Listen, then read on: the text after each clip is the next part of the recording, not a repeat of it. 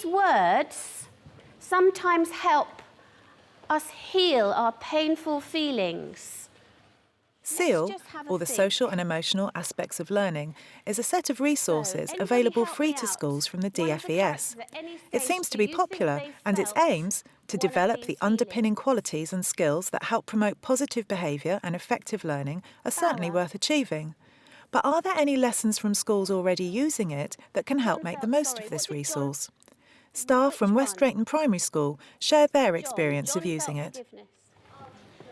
We introduced SEAL initially in one-year group, and we ended up getting some enthusiasm going and other teachers saying that they wanted to have a go themselves. We pulled the whole staff together again, and we ran some training with everybody there.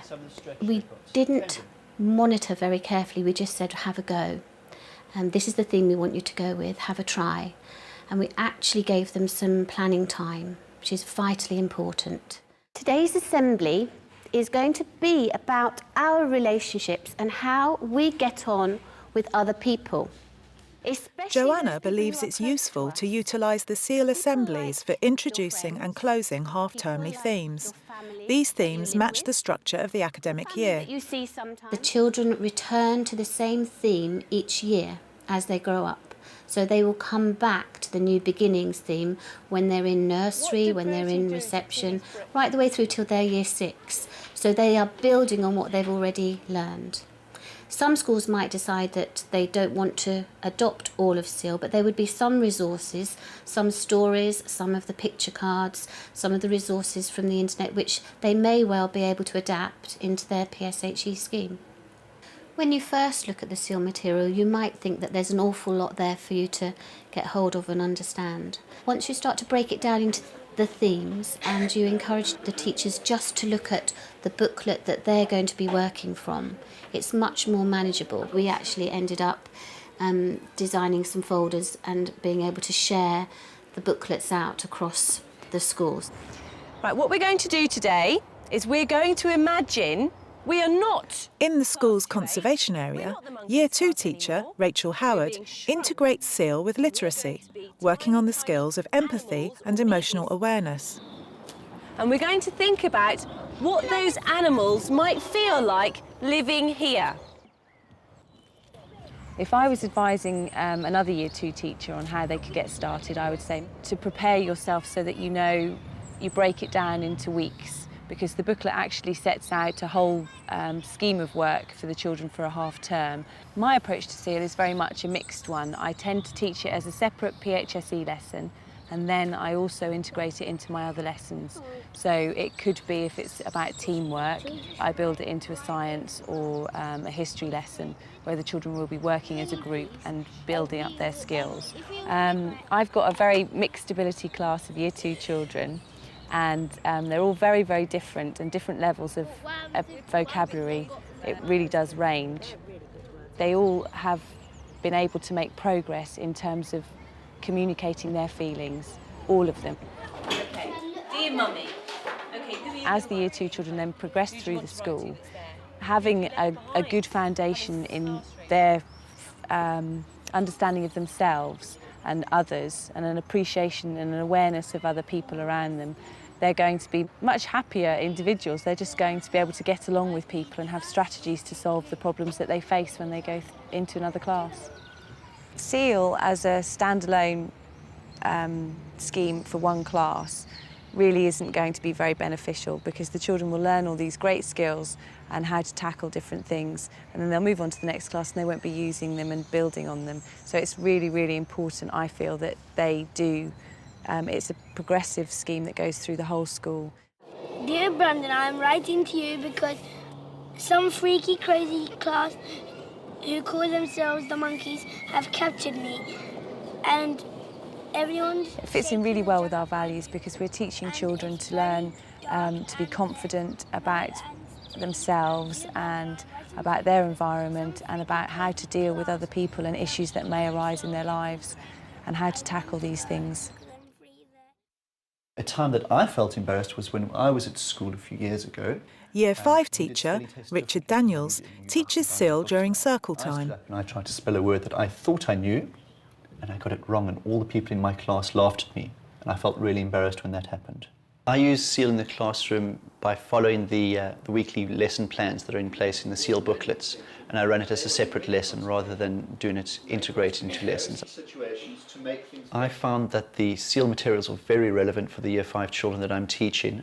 The first topic that we did was getting new beginnings and getting to know one another, and there were lots of new children in the class at the beginning of the year, and we did lots of activities where the children got to know each other and play with each other and work with each other.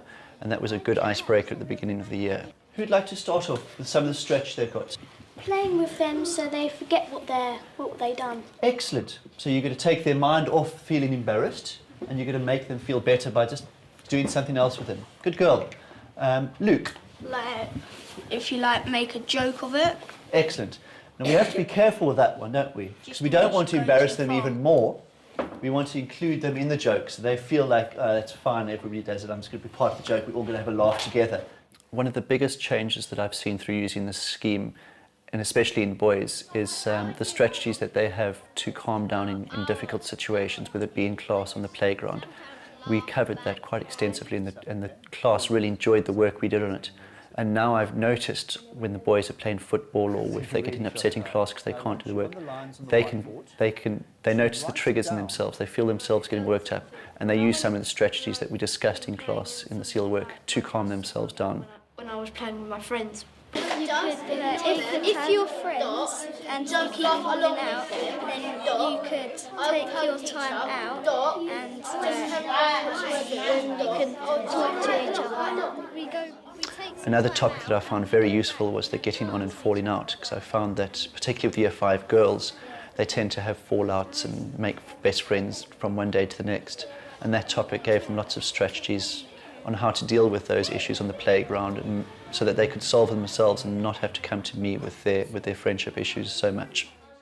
Our next word is reproduce. Oh. Reproduce. Oh, Amanda's finished. Life process.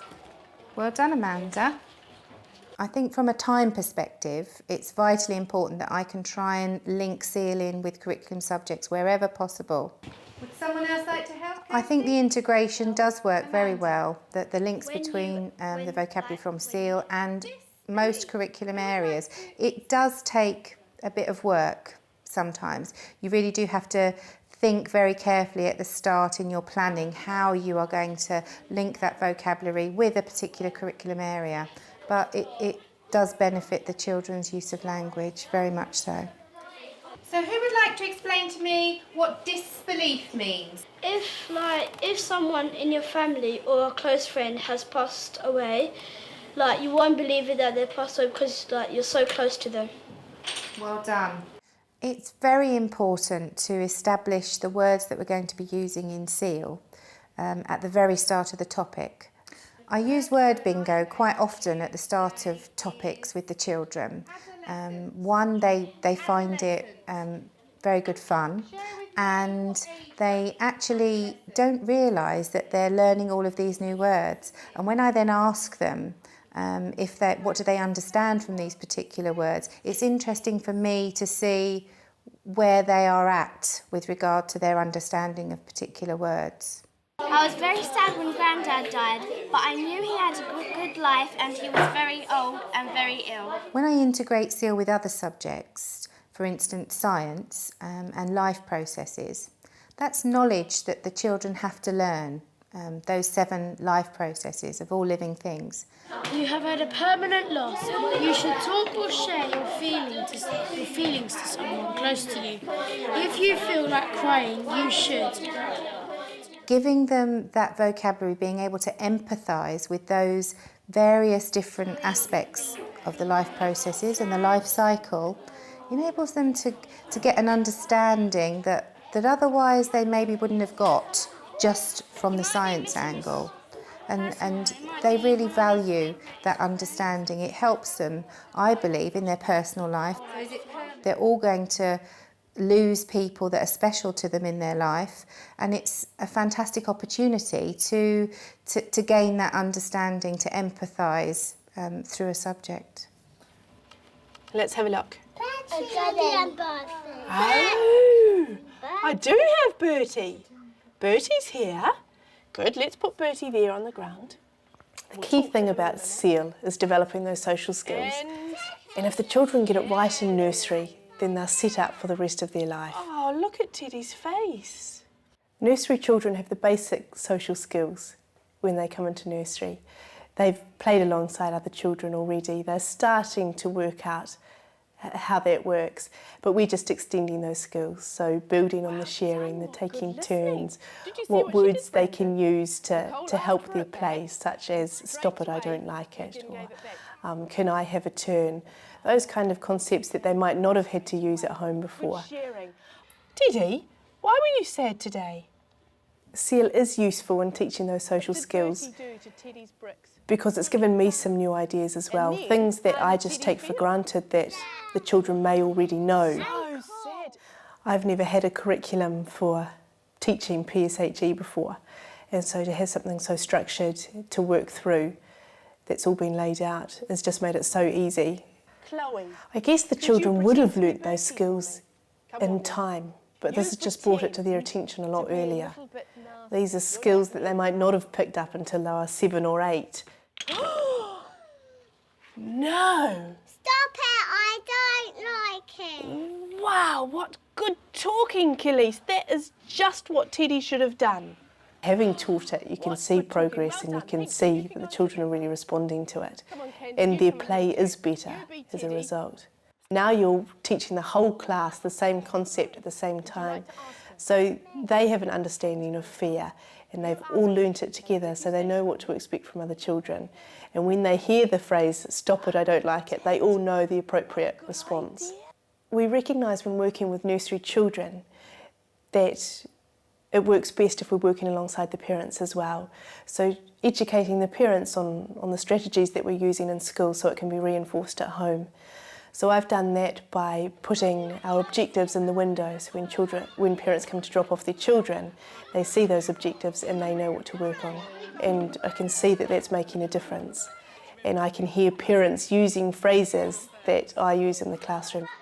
Also, we've started setting up some parent support groups, parent training groups to teach some of those ideas. The parent groups are run by BEST, or the Behaviour, Education and Support Team, from the school's Excellence Cluster. So can you think of any other important needs that all human beings have? I think interact and communicate with other ones, with other persons. Interacting, communicating with other people.